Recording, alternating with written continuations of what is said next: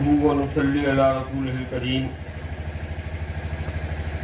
ساری حمد ہے اس پاک ذات کے لیے جو پالن ہار ہے ہمارا اور آپ کا، اور جس کے لیے کہا گیا کہ ہم تیری ہی پوجا کرتے ہیں اور تجھی سے مدد چاہتے ہیں، اور صلاۃ و سلام اس ذات پر جو مرکز کائنات ہے، جو وجہ تخلیق کائنات ہے، ہمارے اور آپ کے آقا سیدنا محمد رسول اللہ صلی اللہ تعالی علیہ وسلم۔ درود شریف پڑھ لیجیے، اللہم صلی علی محمد وبارک وسلم علیہ وصحبہ اجمعین۔ حضرات گرامی، چہلم کی تقریب نہ فرض ہے، نہ واجب ہے، نہ سنت ہے، لیکن سماج کا ایک ایسا حصہ ہے جس پر عمل ہوتا ہے، اور اس کی وجہ یہ ہے کہ تعزیت کا مفہوم یہ ہوتا ہے کہ جب کسی شخص کا انتقال ہو تو انسان آپس میں جمع ہوں اور جو غم کرنے والے ہیں ان سے پہلے تو پرسہ کریں، جانے والے کے لیے دعائے مغفرت کریں، اور جانے والے کے دکھ میں جو غمگین ہے اس کے لیے صبر جمیل کی دعا کریں۔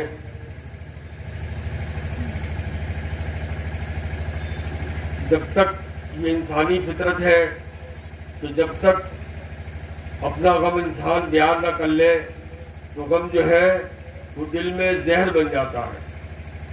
جب انسان اپنوں کے درمیان بیٹھ کر اپنا غم بیان کر لیتا ہے تو غم ہلکا ہو جاتا ہے۔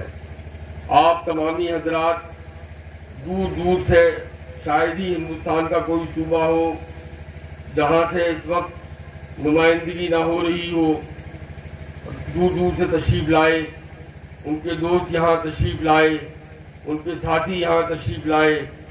میں برادر بزرگ حضرت امین ملت کی جانب سے، اپنی طرف سے، بھائیوں کی طرف سے، بچوں کی طرف سے، اہل خاندان کی طرف سے آپ سب کا صمیم قلب سے شکریہ ادا کرتا ہوں کہ آپ جو ہے وہ تعزیت کے لیے تشریف لائے، ان کے لیے دعائے مغفرت فرمائی، ہم لوگوں کے لیے صبر جمیل کی دعا کی۔ میں مختصراً دو ایک باتیں عرض کرنا چاہتا ہوں، بہت مختصر انداز میں۔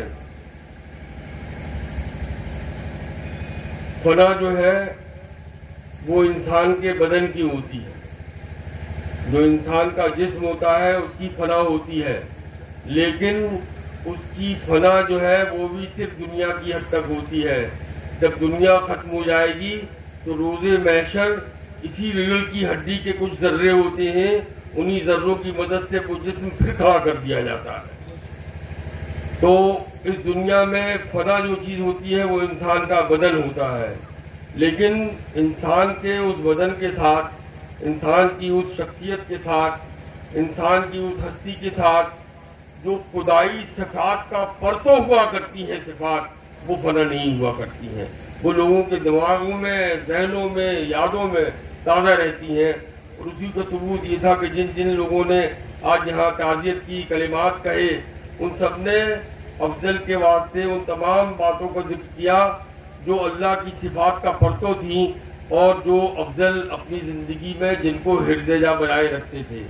کل شام کو میں بیٹھے میں بہت جلدی گفتگو کر رہا ہوں کیونکہ وقت کم ہے، اور ابھی حضور امین ملت کو بھی آپ کے درمیان تشریف لانا ہے، تو میں یہ عرض کر رہا تھا کہ کل شام کو بھی میں نے سوچا، پھر رات کو میں نے بیٹھ کر چند نکات لکھے کہ آخر افضل کی وہ کون سی خصوصیات تھیں جن کی بنیاد پر آج اپنے غیر، قریب کے، دور کے، عزیزدار، دوست، ماتحت، افسر، تمام کے علماء، مشائخ، یہ سب جو ہے انہیں یاد کرتے ہیں۔ وہ کیا خصوصیات تھیں، وہ کن خصوصیات کا مجموعہ تھے، ایک ایسا گلدستہ بن گئے تھے کہ ہر شخص کو ان میں مہک محسوس ہوتی تھی، اور اس رنگ سے اور اس لطف سے ہر آدمی اپنے آپ کو بہراور کرنا چاہتا تھا۔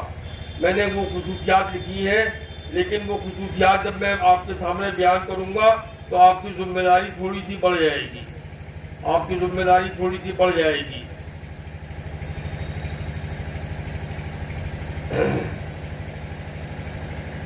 میں نے بہت مختصر کر کے لکھنا چاہا، اور میں نے چاہا کہ کوئی چیز دہراؤں نہ، تو میں نے جو افضل کی عادتیں لکھی ان کو میں ایک ایک کر کے بیان کرتا ہوں. ان کی ایک عادت تھی صبح خیزی کی، سحر خیزی کی. وہ سویرے فجر سے بہت پہلے اٹھ جایا کرتے تھے. میں بہت مختصر کر کے بیان کر رہا ہوں. ان کی دوسری عادت جو تھی وہ دوسروں کی مدد تھی، جس کا اتنے بہت سے لوگوں نے ذکر کیا، میں اس کی تفصیل میں نہیں جانا چاہتا. تیسری عادت تھی کہ وہ تعلیم کے سلسلے میں ہمیشہ ترغیب دیا کرتے تھے، لوگوں کو شوق دلایا کرتے تھے. چوتھی عادت تھی کہ وہ مناسب وقت پر بہت ہی سخاوت اور فیاضی کے ساتھ دوسروں کا دل بڑھانے کے لیے دوسروں کی تعریف کیا کرتے تھے. ایک ان کی عادت تھی کہ وہ نئی نسل کے ساتھ گہرا رابطہ رکھتے تھے اور ان کی تربیت کرتے تھے. نئی نسل سے مراد جو ان سے 20 سال 25 سال 30 سال چھوٹی عمر کے ہوں، ان کے ساتھ جو ہے. ایک ان کی عادت تھی، ایک ان کی خصلت تھی، جس کا آپ نے دیکھا کہ پیچھے والی صف میں ان کے کتنے دوست بیٹھے ہوئے ہیں اور بہت سے لوگ اپنی کسی مجبوری سے نہیں بھی آ پائے، کہ وہ دوستوں کی دل نوازی، دوستوں کے ساتھ بڑے دل نواز تھے اور دوستوں سے بڑی محبت کرتے تھے. ایک ان کی خصلت تھی کہ اپنے عزیزوں کے بچوں سے، یعنی اپنے بھائیوں کے، بہن کے، کزنس کے بچوں سے گہرا رابطہ رکھتے تھے اور ان کو بڑا ہونے کی ترغیب دیتے تھے، اچھا ہونے کی ترغیب دیتے تھے. ایک ان کی عادت تھی کہ بات کو کم سے کم لفظوں میں مکمل کر دیتے تھے. بات کو کم سے کم لفظوں میں مکمل کر دیتے تھے. نہ زیادہ مترادفات کے چکر میں پڑتے تھے، نہ زیادہ بات کو طول بیانی کے چکر میں پڑتے تھے. بس جہاں بات کا مطلب پورا ہوا وہ اپنی گفتگو کو ختم کر دیتے تھے، چاہے ذاتی گفتگو ہو رہی ہو یا ٹیلی فون پہ گفتگو ہو رہی ہو. وہ باتوں کے بہت حریص نہیں تھے، بلکہ وہ مفید مطلب بات کرنے میں یقین رکھتے تھے. اور ایک ان کی عادت سب جانتے ہیں کہ خوش دل رہنا اور خوش دل رکھنا. خود بھی خوش دل رہتے تھے اور دوسروں کو بھی خوش دل رکھتے تھے. ایک ان کی عادت تھی رشتے قائم کرانا. اور یہ رشتے قائم کرانے کا مطلب صرف شادی بیاہ کے رشتے نہیں، بلکہ اگر کوئی رشتہ کسی تلخی کی وجہ سے ٹوٹ گیا ہے تو وہ ان کو ملانے کی کوشش کرتے تھے. اور شادی بیاہ کے رشتوں کا بھی جہاں تک تعلق ہے، میں نے کل رات کو عرض کیا تھا کہ ان کی جیب میں کم سے کم 100 رشتے ہمیشہ رہتے تھے، چاہے وہ لڑکیوں کے ہوں چاہے لڑکیوں کے ہوں. اور اکثر ماں باپ جو ہے وہ ان سے کہا کرتے تھے کہ افضل میاں یا افضل صاحب یا افضل ہماری لڑکی کے واسطے رشتہ بتائیے یا ہمارے لڑکے کے واسطے رشتہ بتائیے. اسی محفل میں میں بہت سے چہروں کو پہچانتا ہوں جن کے بچوں کی شادیاں جو ہیں وہ افضل کے رابطے کی وجہ سے ہوئی اور الحمدللہ بہت کامیاب ہیں.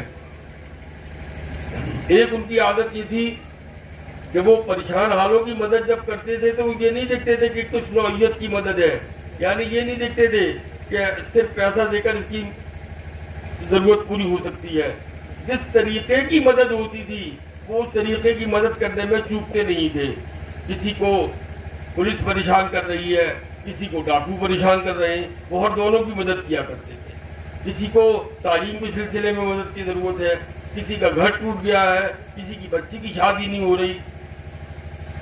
ایک ان کی عادت تھی کہ وہ منافقت کو بالکل برداشت نہیں کرتے تھے. وہ دوگلے پنتی کی بات کرتا تھا تو اس کو بالکل برداشت نہیں کرتے تھے.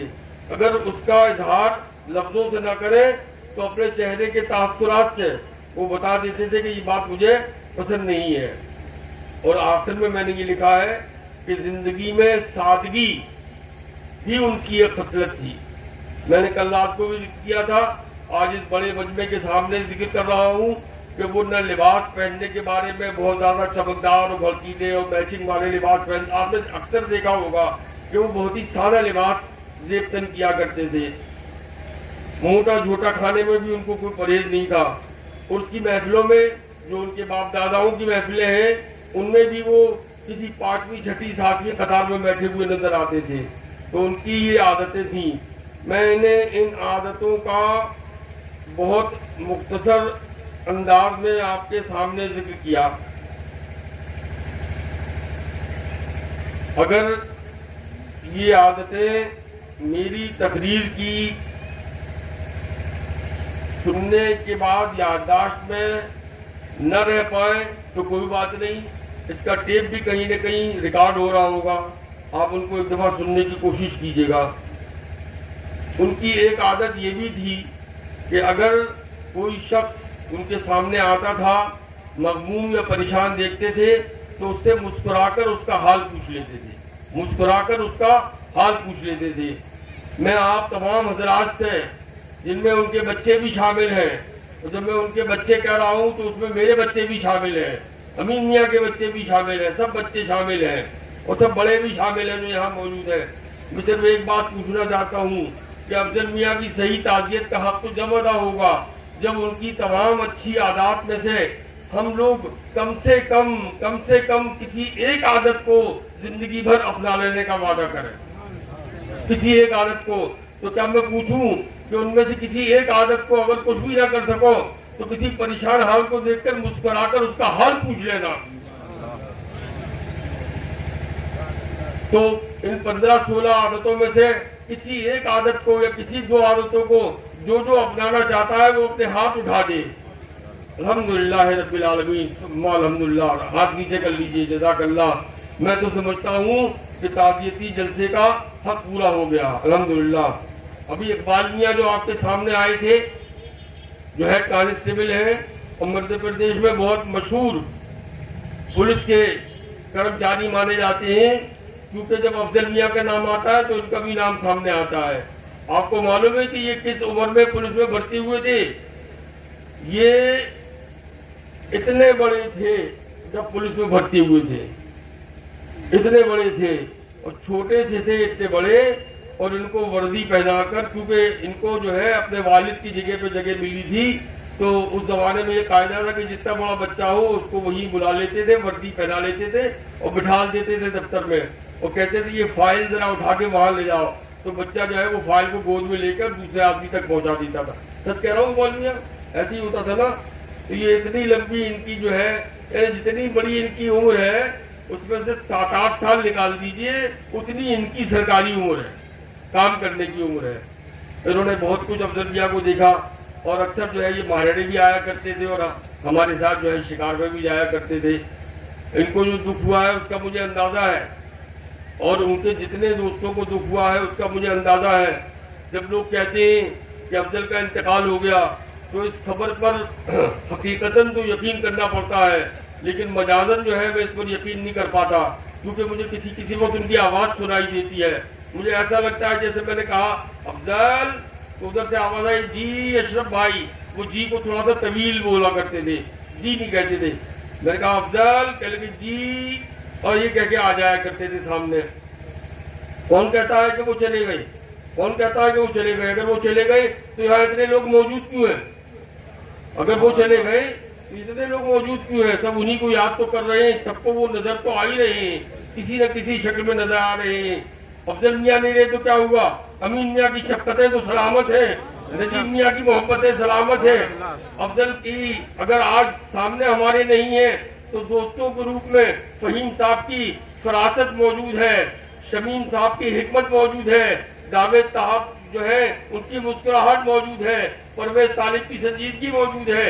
افضل تو ایک ایسا خوشنما گلدستہ تھے جس میں رنگ برنگے پھول تھے، رنگ برنگی پھول تھے اور طرح طرح کی مہک تھی۔ ہمارے عارف جو آئے، ہمارے جو نظم سنبھلی آئے، نظم صاحب جو آئے، سہسمان والے سید صاحب، ان سب نے جس طریقے سے ذکر کیا، سامنے حسین وحید صاحب بیٹھے ہیں، مشہور و معروف شاعر وحید اختر صاحب کے صاحبزادے، ان کی ذکاوت میں جو ہے افضل نظر آتے ہیں۔ مطلب افضل کو آپ ان کے دوستوں میں بھی دیکھ سکتے ہیں، ان کے بھائیوں میں بھی دیکھ سکتے ہیں، ان برکاتیوں کے ولولوں میں بھی دیکھ سکتے ہیں۔ الحمدللہ رب العالمین۔ تو افضل جو ہے وہ گئے، اپنے جسم کے ساتھ گئے، لیکن الحمدللہ الروح من امر ربی، روح جو ہے اللہ کے حکموں میں سے ایک حکم ہے، وہ اپنی روح کے ساتھ موجود ہے، ہمارے درمیان موجود ہے، تمہارے درمیان موجود ہے۔ الحمدللہ رب العالمین۔ اللہ تعالیٰ ان کے بچوں کو، ان کے عزیزوں کو، اقارب کو، بھائیوں کو، امین میاں صاحب کو، نجیب میاں کو، ان دونوں بھائیوں پر بہت اثر ہے۔ اور میں یہ کیسے کہہ دوں کہ مجھ پر اثر نہیں ہے؟ اثر کے اثرات جو ہے وہ مختلف انداز سے ظاہر ہوتے ہیں، ان کے بچوں پر اثر ہے۔ اللہ تعالیٰ ان سب کو صبر جمیل عطا فرمائے۔ نبی کریم صلی اللہ علیہ وسلم سے صحابی نے عرض کیا کہ حضور صبر جمیل کیا ہوتا ہے تو حضور کریم صلی اللہ علیہ وسلم نے فرمایا کہ صبر جمیل وہ صبر ہوتا ہے جو جلد آ جائے. تو میں دعا کرتا ہوں کہ اللہ تعالیٰ صبر جمیل کی توفیق عطا فرمائے, جلد صبر آ جائے, تاکہ جو باقی وقت ملے اس میں افضل کو جو چیزیں پسند تھیں ہم ان کو کرنے کی کوشش کریں, جو افضل کو اچھا لگتا تھا ہم ان کو کرنے کی کوشش کریں, جس چیز سے افضل کی روح پہ خوشی ہوتی تھی ہم ان چیزوں کو کرنے کی کوشش کریں. تو میں دعا کرتا ہوں کہ اللہ تعالیٰ ان کے تمام اجزاء و اقارب کو صبر جمیل عطا فرمائے, افضل کی مغفرت فرمائے, کبائر و صغائر کو معاف فرمائے, افضل کی قبر کو جنت کے پھولوں سے بھر دے, برزخ کی کھڑکی جو ہے وہ جنت الفردوس کی ہواؤں سے ان کی کھڑکی کو معطر و معمر کر دے. اور اللہ تعالیٰ افضل کی یادوں کو ان کے دوستوں کے دلوں میں, ہمارے دلوں میں ہمیشہ ایسا ہی روشن رکھ کہ ان یادوں کی روشنی میں ہم افضل کو جب تک ہم زندہ ہیں تب تک دیکھتے رہیں. وما علینا الا البلاغ. ذاکر بھائی کا ذکر کیا کرنا. ذاکر بھائی کا معاملہ تو یہ ہے کہ ذاکر بھائی تو وہ, اور ذاکر بھائی ایک جان اردو طالب تھے. ذاکر حبیب رسول صاحب جو ہماری یونیورسٹی کے بہت بڑے پروفیسر تھے, ہمارے بہت بڑے پروفیسر تھے, اور جس زمانے میں یونیورسٹی کا جوائنٹ یونیورسٹی لٹریری کلب کا سیکریٹری تھا وہ میرے کوآرڈینیٹر تھے. ذاکر مجھے نظر نہیں آ پائے یہاں پر, اس لیے سامنے بیٹھے. وہ ذاکر کی عادت ہے کہ وہ بھی افضل کی طرح 5ویں 6ٹھی 8ویں صف میں بیٹھتے ہیں. ذاکر جو ہے مستقل, ذاکر اور فہیم صاحب مستقل جو ہے وہ افضل کے ساتھ ان کی بیماری کے زمانے میں رہے. اور ان کی بیماری کا لفظ تو میں استعمال کر رہا ہوں کیونکہ اس کیفیت کو میں کسی اور لفظ میں بیان نہیں کر سکتا, ورنہ افضل کی بیماری بھی جو ہے وہ افضل کو ایک جشن کی طرح محسوس ہوتی تھی. آپ یقین کیجئے افضل کو اپنی بیماری بھی ایک جشن کی طرح محسوس ہوتی تھی. بیماری کے زمانے میں بھی سوچتے تھے کہ اسپتال میں کس کو بلاؤں اور کھانا کھلاؤں. کبھی کوئی گورنر چلا آ رہا ہے ان کے ساتھ کھانا کھانے کے لیے, کبھی وہ خود کسی پائلٹ کے یہاں چلے جا رہے ہیں کھانا کھانے کے لیے. مطلب وہ بیماری کو انہوں نے اپنے سر پہ مسلط نہیں کیا کبھی. آپ یقین کیجئے افضل نے اپنی اس جی بی ایم کی بیماری, جس میں انسان کے سر میں درد ہونا لازمی ہوتا ہے, ایسا ممکن نہیں کہ کسی کو برین ٹیومر ہو اور اس کے درد نہ ہو, لیکن افضل نے, فہیم صاحب اس بات کے گواہ ہیں کیونکہ وہ 7-7 24 گھنٹے رہتے تھے. افضل نے ایک مرتبہ بھی ہم میں سے کسی سے نہیں کہا کہ میرے سر میں درد ہو رہا ہے. ڈاکٹروں نے ان کے لیے دوائیں تجویز کر کے رکھی تھیں کہ جب سر میں درد کی شکایت کریں تو فوراً یہ دوا کھلا دینا. ایک سے ایک شاندار اور بڑی اور مہنگی دوا تھی وہ, لیکن افضل نے کسی ایک دفعہ شکایت نہیں کی.